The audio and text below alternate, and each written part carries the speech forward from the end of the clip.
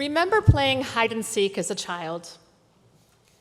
Do you remember finding the perfect hiding spot? The place that you knew they'd never find you? And the exhilaration that you'd feel for being so well hidden? But after a while, you'd begin to wonder, are they still looking for me? Did they forget me? And for a few awful moments, it became the worst feeling in the world. Alone, forgotten, stuck in a confined place, as if you were suddenly lost, gone from the world. That's the problem with hiding. You disappear from the people you need, and they can no longer find you.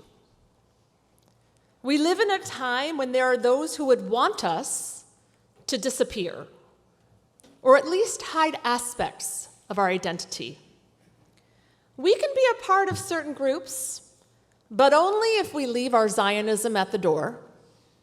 We can walk confidently down any street as long as we are not wearing a kippah.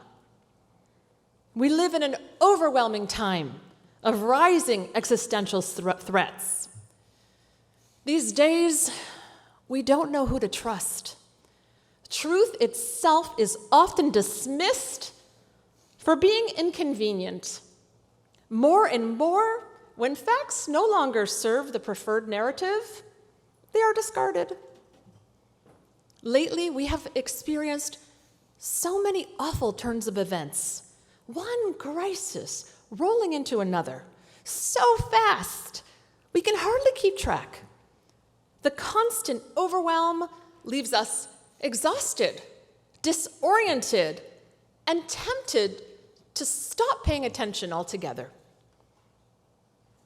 We are heartbroken. We live in a time when humanity seems to have lost its moral compass. The world feels like a more dangerous place, leaving us hypervigilant, always worrying, what's next?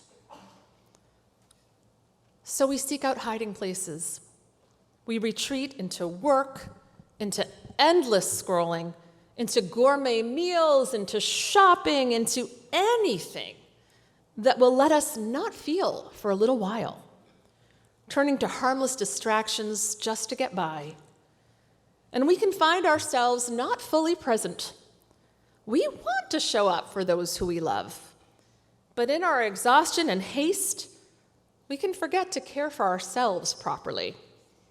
We can neglect the basics: rest, attention, proper nourishment, because we are pulled in too many directions.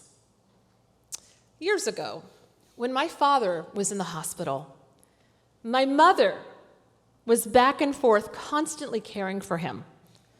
While racing to his bedside, she broke her arm. These are the things that can happen when we are overwhelmed. And we are lonely. Our loneliness is almost existential. It's a spiritual disconnection.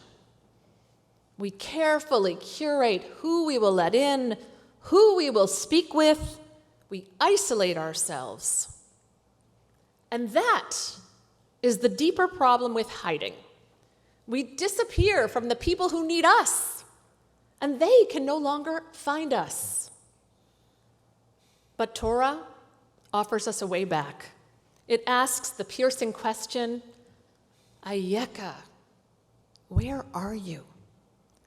Vayikra Adonai Elohim el ha'adam, vayomer lo, Ayekah.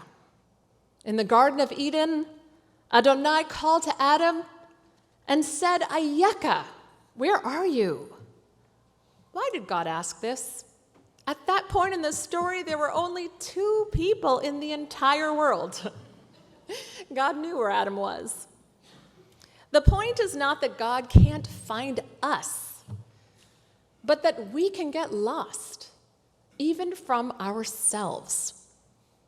How far have we wandered from where we long to be? These High Holy Days help us answer that question with tshuva, the work of remembering who we really are and finding the strength to turn back and begin again.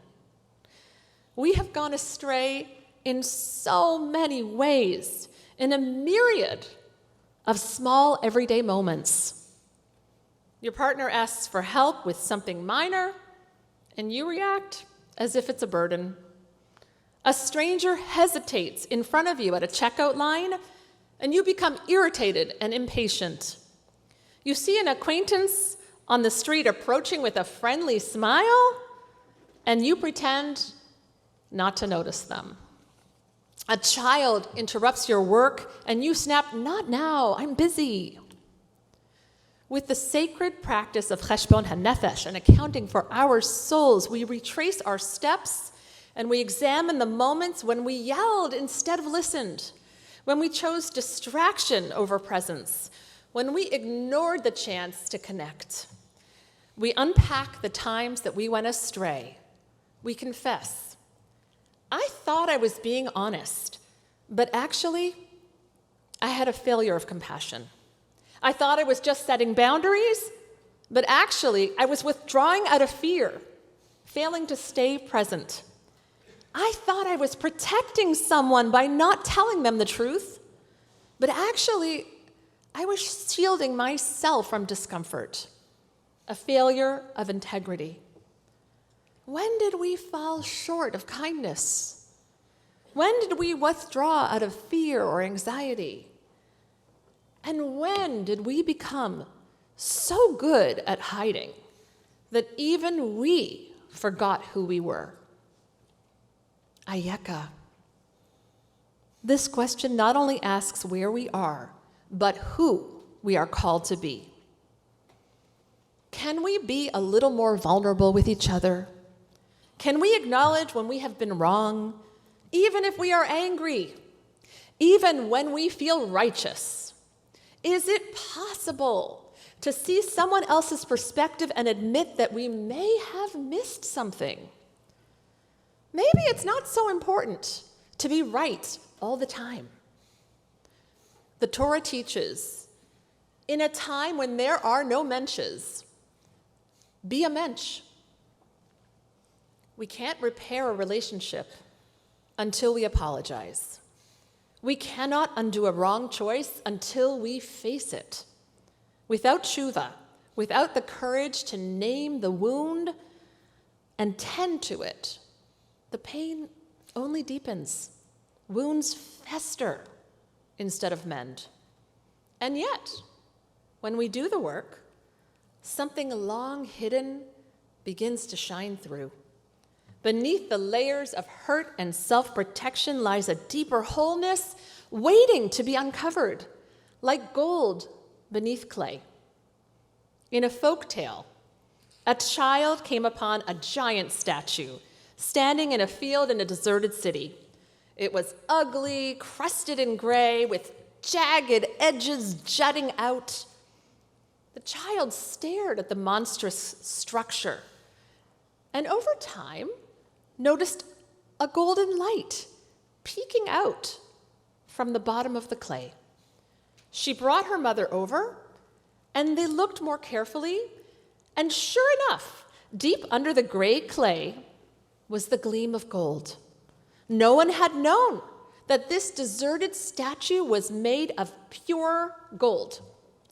As it turned out, the statue had been covered with plaster and clay 600 years earlier to protect it from invading armies. We too protect ourselves in response to the many difficult encounters in our lives. When we've been hurt again and again, we put layer upon layer of protective covering over ourselves, denying who we are at our core.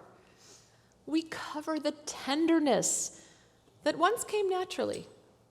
It's as if we are peering through a murky film, unable to clearly see the light of our optimism and hope.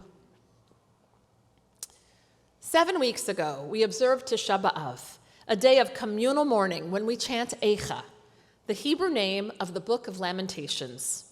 a chant of grief. Al eile ani vochia eni yordamayim. As my eyes flow with tears, comfort is far from me.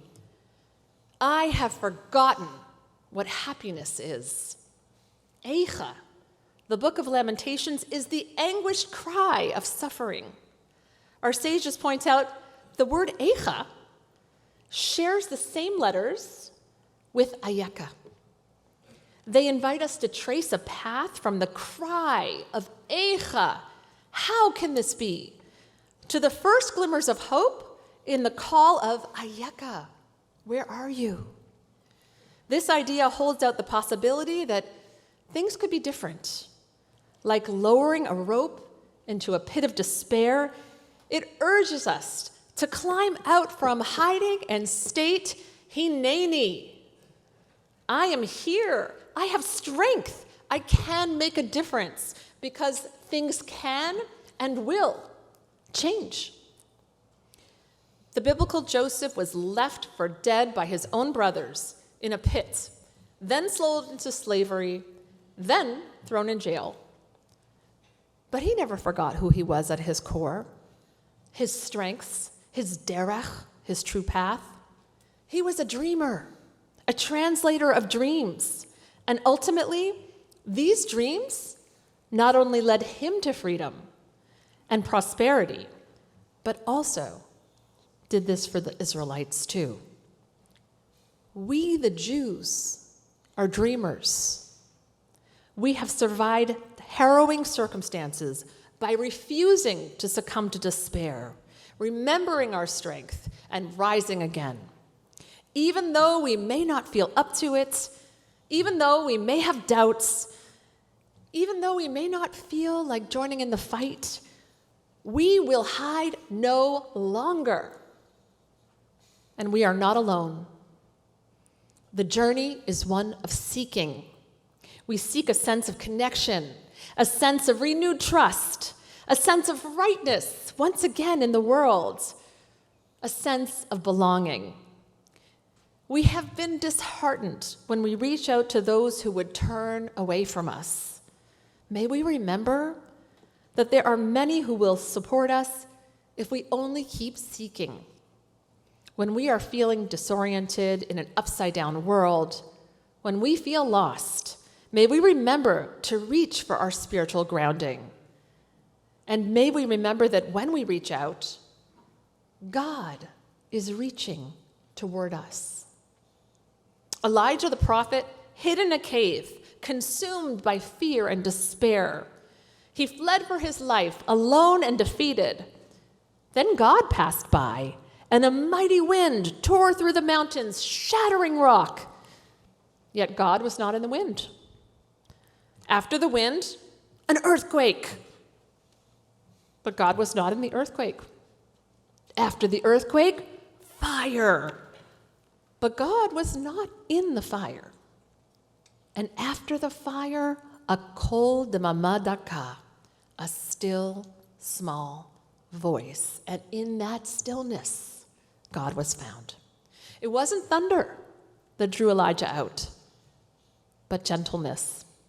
Elijah's story reminds us we don't always emerge from hiding through force.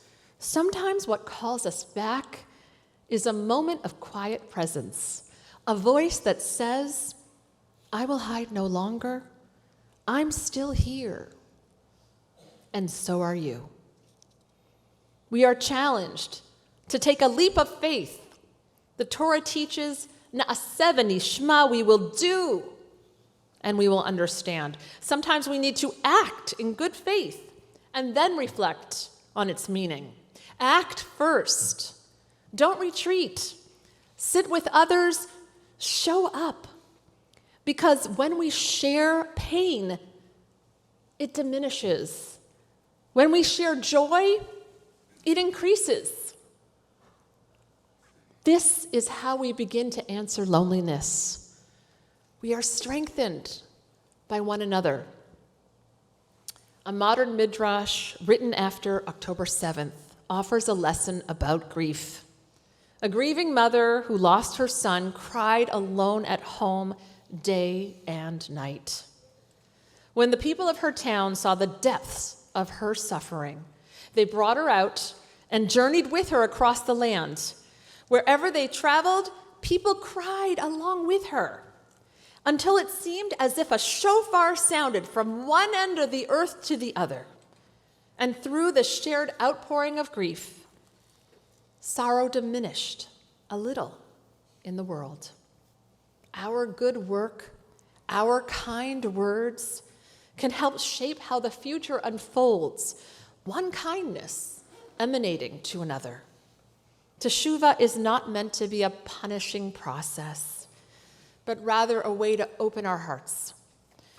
When words fail, our deepest cries can become an opening to renewal. Wholeness is born from a heart that has been broken.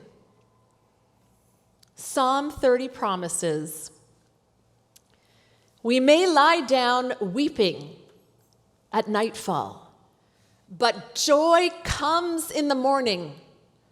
This season of darkness, this long night of fear, grief, loneliness, and isolation will end. Morning will rise. Through our work of tshuva, may we lift each other's spirits as we find our way back to one another. And may these renewed connections bring us strength, comfort, and joy. Shana Tova.